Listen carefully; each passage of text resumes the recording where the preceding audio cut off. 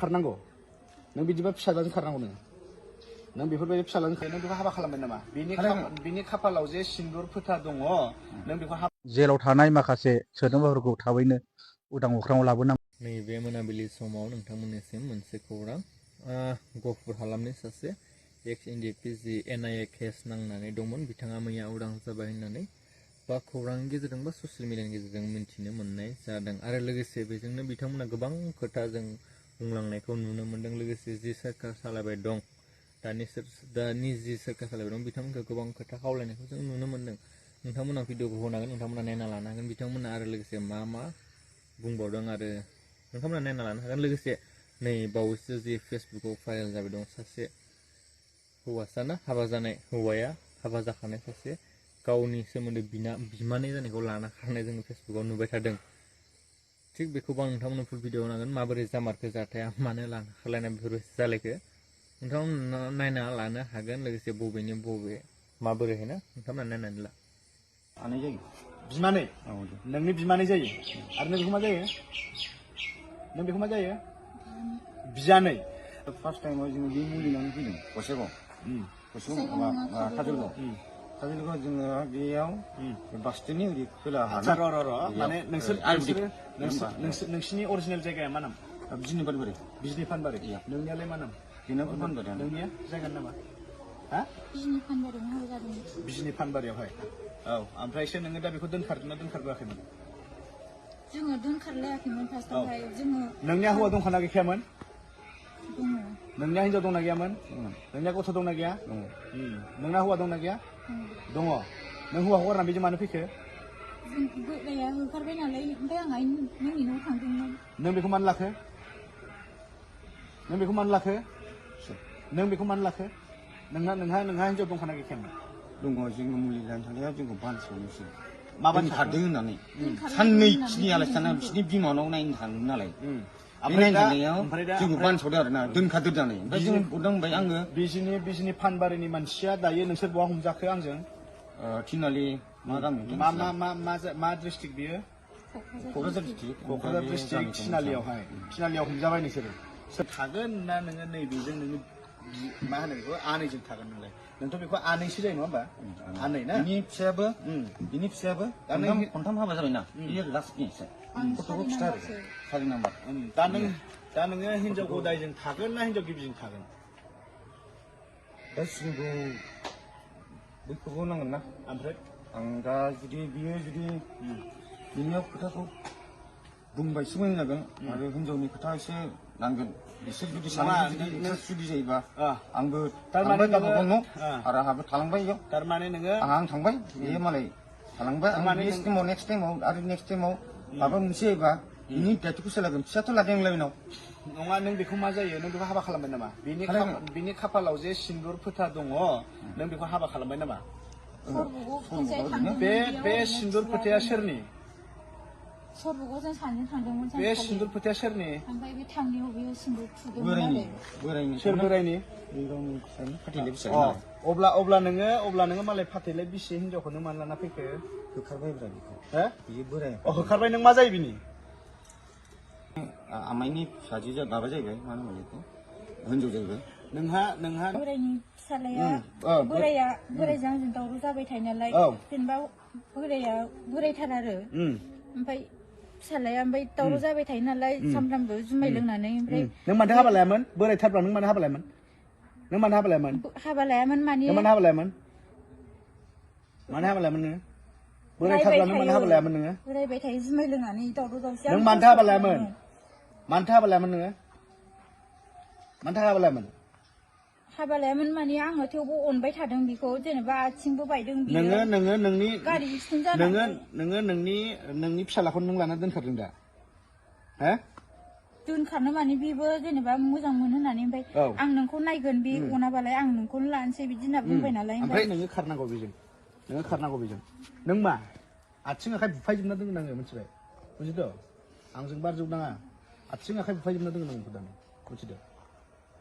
नों बेबायदिबा खारनांगौ नों बिदिबा फिसाजों खारनांगौ नों बेफोरबायदि फिसाजों खारनांगौ दा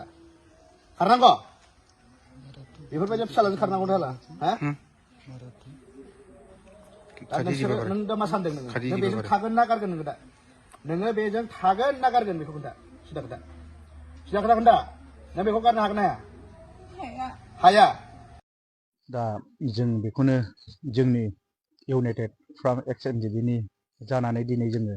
नैबे बिथां कान्तिस्वर नार्जारिखौ जोङो दिनै बिथांनि न'आव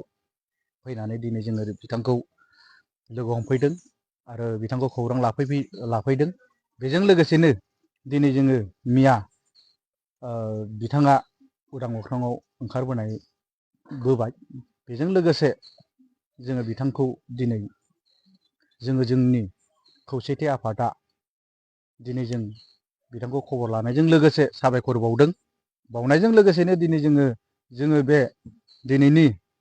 जेनुखि बेलायाव जों खौरांनि गेजेरजों जों फोरमायनो सानो बिथांखौ जोङो उदां अख्राङाव लाबोनो हानायजों लोगोसे बिथांनि न'खर आरो बिथां गोजोननायखौ जोंनि सिगाङाव फोरमायदों आरो फोरमायनायजों लोगोसेनो दिनै जोङो जिनोखि माखासे आरोबाव थाबावनाय जेलाव दंबावो बिथांमोनखौ जोङो नैबे दा जिथुनिखि सोलिबाय थानाय सरकारनि सायाव बिथांमोनखौ जोङो रिकुवेस्ट खालामो बिथांमोननि जिथुनिखि दा थाबावनाय जेलाव थानाय माखासे सोद्रोमाफोरखौ थाबैनो उदां अख्राङाव लाबोनांगौखौ जोङो मिजिंथियो आरो बेजों लोगोसेनो माखासे जोंनि बाहेरायाव थानाय केस सोलिबाय थानाय जेनाखि दंबावो बिथांमोननि केसखौबो बिथांमोनखौ फोजोबना होगोन बा केसखौ सिफायना होगोनखौ जों सरकारनिसिम बा बिटिसि सरकारनिसिम जोङो खावलायहरो आरो लोगोसे थांनाय सिगांनि जिथुनिखि सरकारनि माखासे दैदेनगिरिफ्रा मावबोबाय बे मावबोनायजों लोगोसे बिथांमोननि ट्राम्पसा जोबनायजों लोगोसेनो दिनै जोंनि जेनाखि गोदानै दाजानाय सरकार बिथांमोना जोंनि जिनिखि जेलाव थानाय बाहेरायाव थानाय जेनिखि रिहेबिलिसनखौ मोनफुङिखौ बिथांमोना मावनानै होनांगौखौ आङो मिजिंथियो आरो जेनिखि दुखु खस्थ'जों दिनैसिम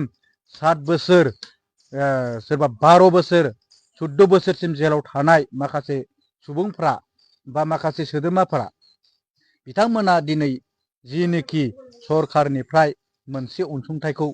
मोननो हायाखै बेनिखायनो आं खावलायो दा जिथुनिखि सोलिबाय थानाय जोंनि बिटिसि गभर्नमेन्टनि सरकारा जेन बिथांमोननि सायाव थाबैनो बिथांमोननो सोलिनो थाखाय रिहेबिलिटेसनखौ होयो आङो दिनै नैबे निउसनि गेजेरजों बेखिनिखौ आं फोरमायथिनाय थाबाय एक्सएनडिपि जानानै जों जिखिनि मैया जिखिनि बिथां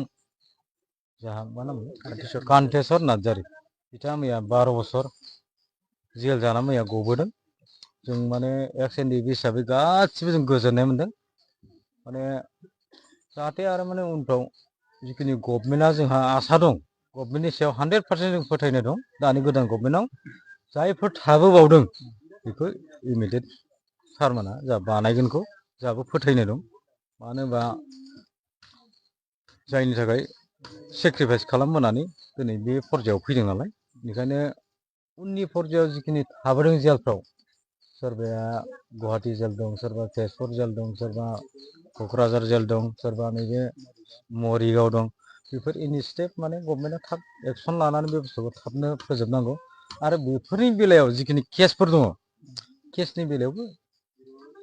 दा बर्थमान हाग्रामा सारनि दैदेननायाव बे बुस्थुआ थाबनो जोबगोन होननानै आं माने 100% फोथायनाय दं